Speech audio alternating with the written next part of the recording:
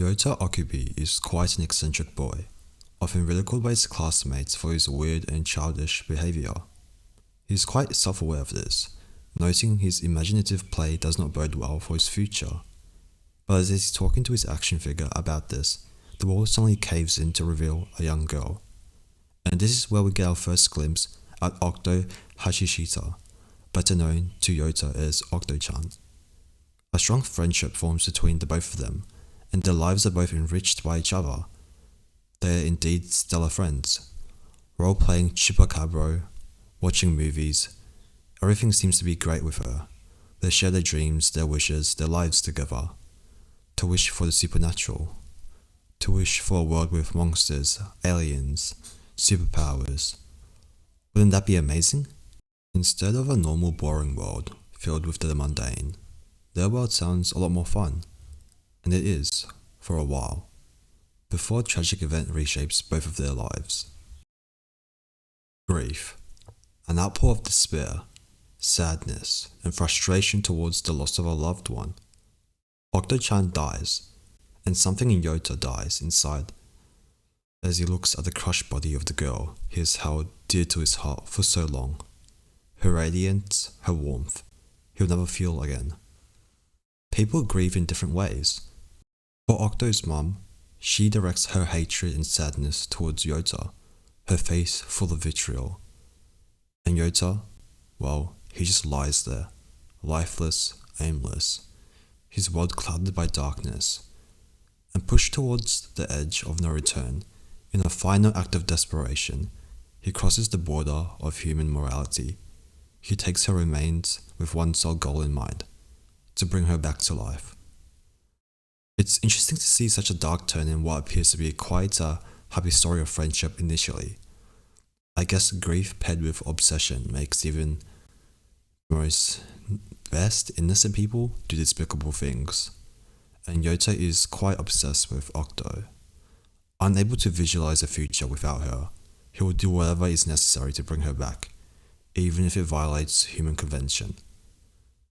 And fate will have it his way, for just as he is about to give up, a shooting star appears, an alien entity with one sole purpose in its existence, to grant the wish of the individual before it. Pulled in by the sheer weight of Yota's wish, he has no choice but to grant it. A desire as heavy as a black hole. An obsession so great it can call into the depths of the galaxy a distant alien to come do its bidding. It seems that Yota's love for Octo knows no limits, but that will be put to the test as in an ironic twist of fate, the supernatural is real. That is not what they envisioned. Only one wish can be fulfilled in this planet, and Earth is teemed with many people who have had their wishes half-filled. So, there is only one path now. Crush and bury people's dreams, for that is the only way for Yota's dream to come true. Octo-chan's appearance, although looking as radiant as ever in Yota's eyes, is clearly different. There's this aspect of body horror that is quite prevalent throughout the manga, and from reading you can only see that it applies to those that have had their wishes fulfilled. The monster that wants to crush everyone, the creepy old man whose desire is to be the strongest, the girl who can detonate her own body parts, they have all been twisted and disfigured, and I feel that is the price to pay for such a wish. You can only bring back a remnant of that person. Octo-chan is not really the Octo-chan that Yota grew up with, and the physical appearance of her reinforces this in every interaction actually. Although she might sound similar, although her thoughts and feelings might reflect the past girl he knew, probably deep in his heart he knew that she was already dead. But let's leave that matter aside from now and focus on the present, that is being Yota and his interactions with the world around him. Ichigo Noichigo and her cat, Carrot, are in a circumstance similar to Yota and Octo-chan. That is, both of their wishes were to bring back their loved ones. But as Yota notes, only one dancer can occupy that stage. There will never be two. So one must fall for the other to rise. And that in itself is a scary thing to think about. When one wish dies, the passion, the love, the obsession for that just disappears. That person will continue to live, But is our life worth living when you've had your passion stamped out? If they can't even remember their favorite individual, in this case being Carrot or Octo. Yoto struggles to grasp the concept of this, of ripping away a person's dream in order to prolong his. And for a boy who elevates Octo-chan to the highest of pedestals, even he can empathize with someone's passion, somebody's love for a concept, a goal. But in this supernatural world, this hesitation, this empathy only brings with it death and loss. You have to firm your resolve. You have to hold on to what's dear to you with all the strength that you have. That is the only way for you to survive. Ichigo knows this too well. Carrot meant everything to her. With a hard-working mother that was away for most of the day, Ichigo was all by herself. She was alone and lonely. She saw a companion, and that companion, that warmth, was Carrot. The sudden arrival of a father figure and a younger sister shakes her to the core.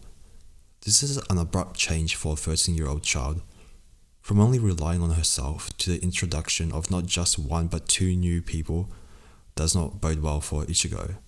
To further increase her turmoil, her best friend suddenly leaves her out of the blue with a pathetic excuse.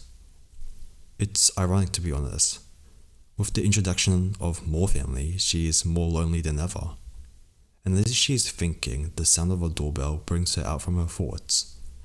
It's Yota, and this time, he has proposed a duel with her.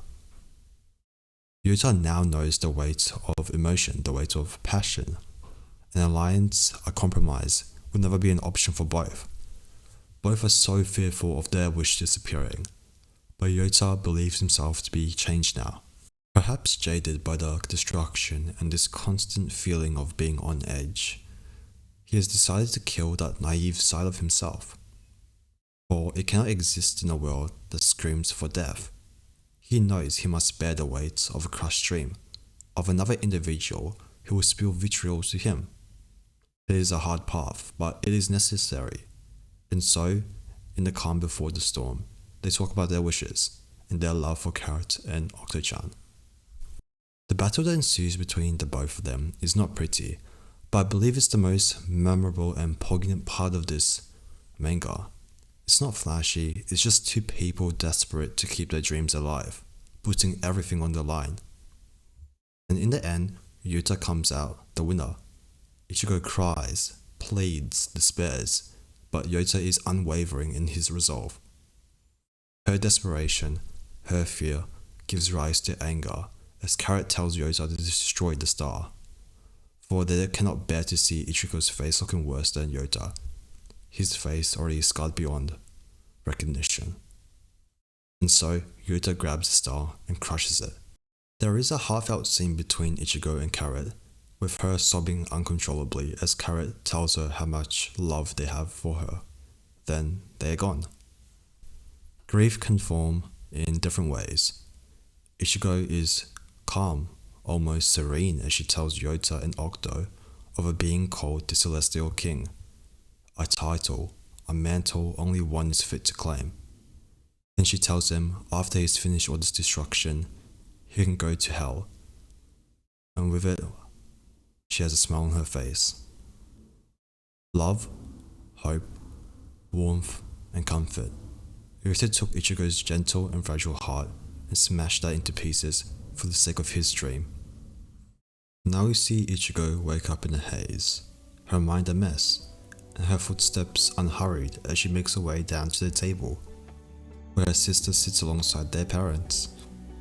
Her actions are different. She interacts with Karen to the tears of her parents, and she eventually mends the friendship between her and her friend. It's a bittersweet thing, really. The tears, the love, the sadness for something that she feels but does not remember. Yet at the same time, she is progressing. The chapter of her life, of Carrot's life with her, has been closed, and another one has opened up, and so we'll leave her to rest. Yota's boundless pursuit of his wish knows no bounds. He has massacred thousands in the name of it, destroyed innocents, and those bad as well. He destroyed people who wished to have a world free of pain, and people who wished to rule the world, to claw his way to the top, to become the Celestial King. It's a very abrupt transition from the young boy who just wished to play with his friend forever. But grief knows no bounds, and in the end, Yota does get his wish. The revival of Octo-chan. But it's not as simple as that. Let's rewind back a bit. Octo-chan was killed by falling debris, but in actuality, she was killed by a star that travelled millions of light years away to reach her. And stuck in a limbo between the veil of life and death, she couldn't do anything but watch how people's lives moved on, and her only companion was the killer accompanying her. She couldn't be granted a wish since her body and her soul were not one and whole, instead separated into bits and pieces. So, in this limbo, she got to thinking, why not have her wish, her revival, be broken down into bits and pieces? Simply find people whose wishes were components to her big wish, and that is how the supernatural was made. But there's a catch. See, Octo-chan wanted to be revived, and in a world of the supernatural, that is considered normal. So, her true wish was for the supernatural to exist. But Yota is fearful of Octo-chan, fearful of the destruction that she would create. See, he had already wanted to go to hell to grant her revival, and he did. But is she willing to go down that very same path? He thinks it's not worth it. But before he can change her mind, the star appears, dragging her back, filling her thoughts with nothing but lies, manipulating her to do its bidding. As Yota despairs over his inability to reach her, a sudden bout of clarity hits him. For all the time he had known Octo-chan, what was it that she truly desired? Was it really the supernatural, or was it something else? Then we get a glimpse into Octo-chan's mind. You see, right now there are two Octos, the original one that died upon getting hit by the star, and the one created by a star, the embodiment of Yota's wish, but both of them still retain each other's memories, feelings and thoughts. And the truth is revealed. Octo was never really a fan of the supernatural. It was simply an act to become Yota's ideal version of her, to ensure he would always be by her side. From a young age, Octo's life was full of boredom.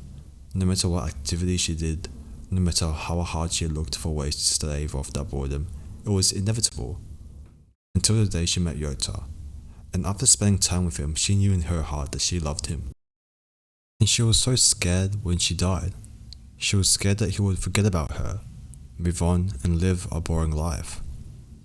Hours of rumination, of negative thought processes cycling in her head, led her to one conclusion, that she must do despicable things, like destroying the world.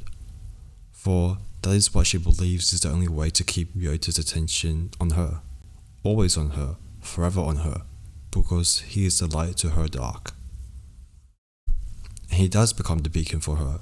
He shows her the resentment of those who were crushed by her, the resentment harbored towards her for destroying lives, and her wish changes to be not one of destruction but something else, something a little selfish but undeniably human. To not be boring for Yota. And Yota has grown much wiser. He has changed. He understands the struggles of insecurity and fear, but you can't change that through a cosmic entity. You must build that with your own hands, alone of your own faults and flaws. And no, he will never find Octo-chan boring. After all, he has loved her since she extended that hand towards him. And his devotion knows no bounds. Octo knows that there are many people who harbour an intense resentment towards her. It's undeniable. She knows she did something bad and she cannot make up for it. She's scared, but it's okay, because Yota will always be by her side. But it's not over yet, for the star is still alive, and its wish is to grant the most twisted and selfish wish known in existence. And for that it needs Octo-chan. But Octo's wish has already changed, and with it the other part of herself, the strongest, is ejected from her to fight the Starman. But the other Octo-chan capitalizes on the Starman's desire to grant a selfish wish. And her wish? Well, is to rewrite the entire universe, to erase everything that has occurred, to defy fate. After all, this is the supernatural, and so it can be done. Octo brings out the hammer and shatters the universe in all of its entirety. And as Yota and Octo lay there on the floor of the abandoned building, they both have stellar smiles on their faces.